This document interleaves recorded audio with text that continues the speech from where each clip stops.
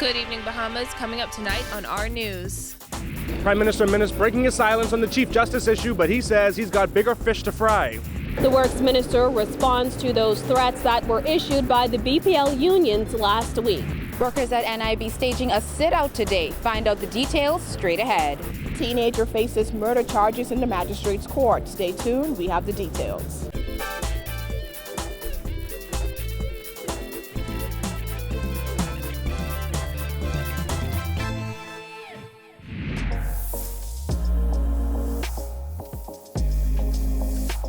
Our news is brought to you by Alive.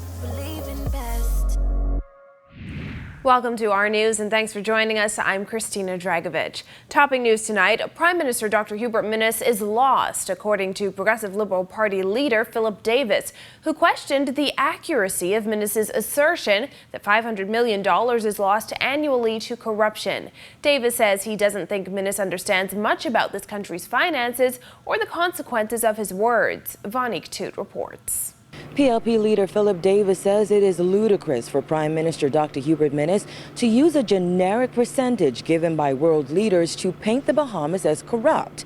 He questioned whether Minnis knows what the word corruption means or even understands how the country's gross domestic product works. I think he's lost the fact that he can babble $500 million. I wonder if he understands what that means in the context of our economy. To say you are losing $500 million of your GDP to corruption.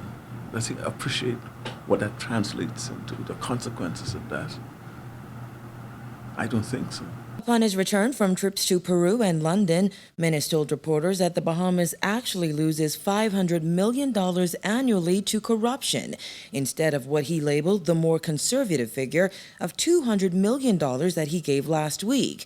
When asked how he came up with that number, Minnis said that's the figure provided by the Summit of the Americas in Peru. When pressed on how that figure relates to corruption in the Bahamas, Minnis said world leaders estimate that between 5 and 10% of nations' GDP is lost through corruption. For the Prime Minister to be relying on what is said by persons outside the Bahamas is rather ludicrous. The Bahamas' gross domestic product is $10.7 billion, according to the Department of Statistics.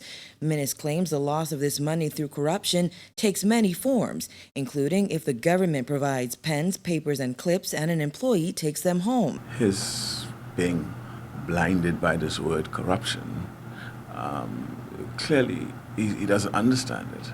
So having given this illustration of what he understands corruption to be, right, speaks to the fact that he doesn't understand the word corruption in the context of it being a criminal act. Davis says it is mind-boggling the level of understanding that the Prime Minister of the Bahamas has about the country's finances and its GDP. If you were to go online and search out and seek out the public pronouncements made that are online, I doubt you will find any world leader saying that the Bahamas' corruption is costing it $500 million per annum. I doubt that.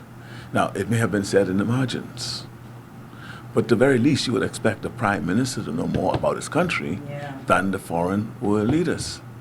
How would they know that, and you rely on it, and you, the Prime Minister, don't know it? Davis has previously accused Minnis of bad-mouthing the Bahamas while abroad and insisted he should not make such assertions without providing empirical data. Reporting for our news, I'm Vonique Toot.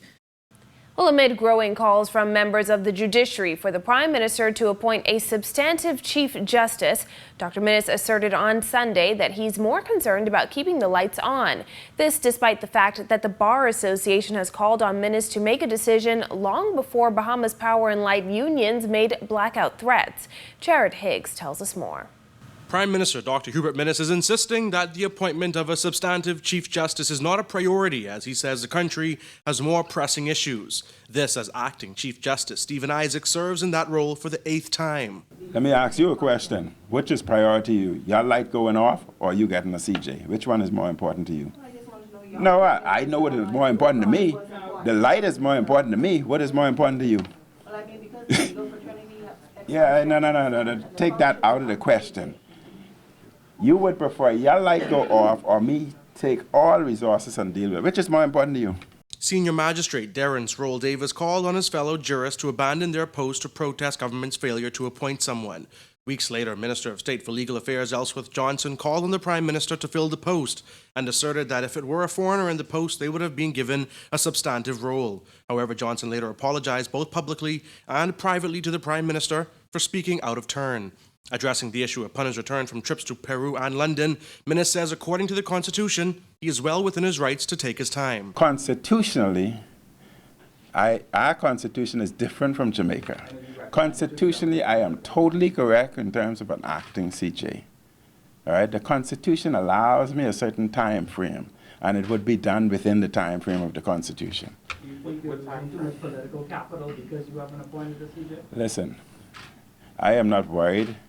I stick with the Constitution. If I'm protected constitutionally, then that's all I do. Minnis has previously dodged questions on the matter, telling reporters he needed to get home in the middle of a business day to make stew fish. When asked who was advising him on the appointment of a substantive Chief Justice, Minnis noted he has the Office of the Attorney General and Cabinet at his disposal. There has been speculation that Attorney General Carl Bethel is being considered for the post. When Bethel was asked about this, he offered a strong reaction and insisted that it was a matter to be addressed by the Prime Minister. Minnis himself refused to say whether he asked Bethel to serve in that position, asserting it is a matter for Cabinet. At this point in time, I'm trying my best to improve the Bahamian economy, improve the quality of life for everybody. You just told me about BPL possibly turning off the light. That's more important to me, all right? So those are matters I will tackle first.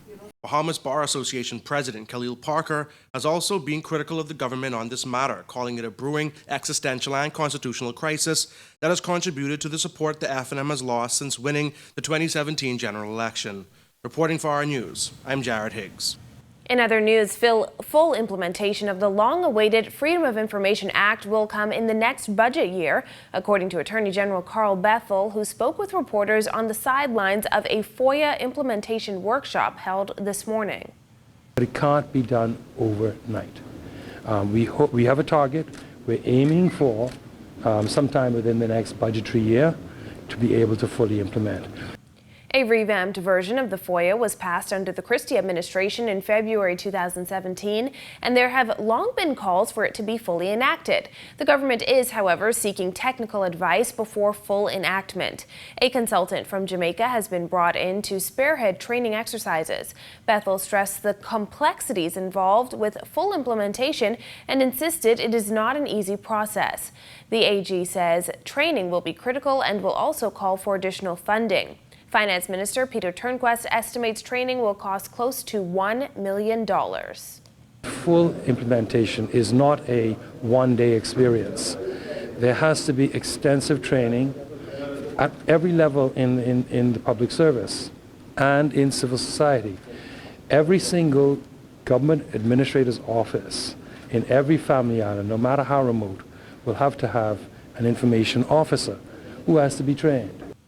Prime Minister Dr. Hubert Minnis says the appointment of an information commissioner will be critical to the success of the bill. It is crucial to note that the information commissioner will have the overall responsibility for the freedom of information regime. The commissioner will be required to monitor public authorities to ensure that they are complying with the Act. It remains unclear who the information commissioner will be. And Minister of Public Works Desmond Bannister not backing down following threats by the two Bahamas Power and Light unions last week. Bannister today warning there will be repercussions if the managerial and line staff unions deliver on those threats of a dark, hot summer. Jasmine Brown reports. Bannister says there's simply no way the government or officials at BPL will be intimidated by the unions. What is important at this stage is for Bahamians to speak at one voice and say that we're not going to tolerate this. We have to say, you work for us, we don't work for you. That's important. You are providing a service to the Bahamian people, and anytime when you decide you're going to withdraw your services You have to understand that there are repercussions. Both unions threatened a dark, hot summer after BPL Deputy Chairman Patrick Rollins announced on Thursday that the power company will reduce staff over the next 18 months. On Friday, the unions demanded the government intervene in the matter and threatened even the Prime Minister with a blackout. They have almost issued terroristic statements in relation to the government and the people of the Bahamas. Bannister admitted that the current standoff with the union is due to what he called a series of miscommunications since that initial presser by BPL executives. BPL CEO Whitney Hastie sought to clarify on Friday that while the power company will engage in a right-sizing exercise, it will involve voluntary separation packages instead of firing employees. While admitting it will be a costly exercise, Bannister says BPL will soon be in a financial position to offer those fee steps. Management has to manage, and they have to run an organization. The union has to look out for their membership. They ought not to be involved in the management of the organization. When asked about the union's assertion that their relationship with BPL executives have hit an all-time low since the new management team and board was appointed 10 months ago, Bannister said union leaders need to stay in their lane. We expect that we're going to have the money to do it soon, and we anticipate that those persons who want to separate themselves from BPL will be able to do so. Despite union leaders' threat of industrial action, Bannister says he believes the matter is fixable. They are mature unionists. I expect to be able to meet with them this week, and I anticipate that they will be able to communicate with me in a manner that shows that they respect the Bahamian people. Reporting for our News, I'm Jasmine Brown. A teenager charged in the magistrates' court today in connection with a murder back in February. Giorgio Bain tells us more. Officers of the Central Detective Unit brought an 18-year-old male to the magistrates' court today to face murder charges in connection with an incident that took place back in February. 18-year-old Romero Roll of Palm Beach Street, seen dressed in the white t-shirt and green pants, was brought before Magistrate Shubu Solar Swain in connection with the murder of Cadero Pedikin. According to reports, shortly after 8 p.m., a man was visiting relatives at a home on Wilson Track when he was approached by a male armed with a firearm, who shot him before fleeing on foot. Paramedics were called to the scene but were unsuccessful in reviving the victim. He was pronounced dead on the scene. Roll, who was not required to enter a plea, was represented by attorney Tonique Lewis. The case will proceed by way of voluntary bill of indictment. Roll returns to court on June 19th. He was remanded to the Bahamas Department of Corrections. Reporting for our News, I'm Giorgio Bain. Well, the New Providence landfill could have a new management company by June, according to Environment Minister Romuald Ferreira. Ferreira today confirming that government is still evaluating proposals made by the company shortlisted for the remediation and management of the landfill. We went through the RFP process. We're currently evaluating the submissions, but so we're that process is actually well in train. Obviously, we won't complete the evaluations in a day, so we're going through them as we speak. That's an ongoing process, and we hope to make the announcement by June.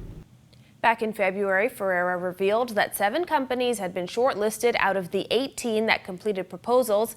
There is a mix of foreign and Bahamian companies vying for the job. The deadline for the execution of the agreement is June 25th. Still to come on our News, National Insurance Board workers stage a sit-out. Plus, we'll tell you why plastic shopping bags may soon be a thing of the past. That and more when our News returns.